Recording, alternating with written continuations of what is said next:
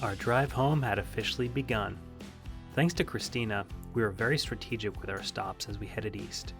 We camped one night in Utah on the Salt Flats, which felt like staying on the moon.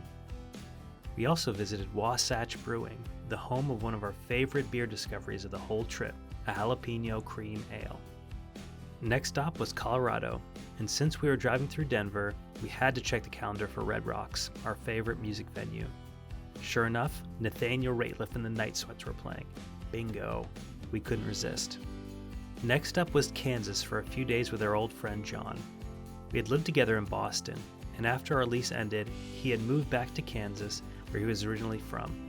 He was very proud to show us around town, and it was awesome to see a familiar face.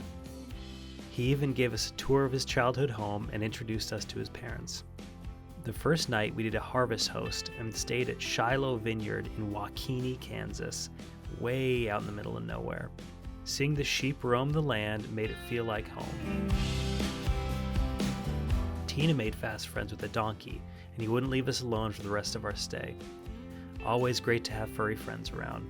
The wine and sunsets weren't that bad either. For our first night out with John, we went to Mr. P's restaurant. There was a great live band playing, so we knew we were in the right spot. We didn't realize it at first, but they were doing an open jam, where anyone could go up and play with the band.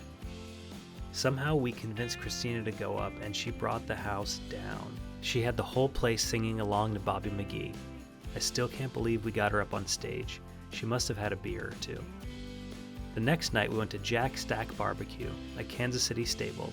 The burnt ends blew me away, but the cheesy corn was my low-key favorite. The biggest surprise of our Kansas stop was that John had purchased a house a few days before we arrived.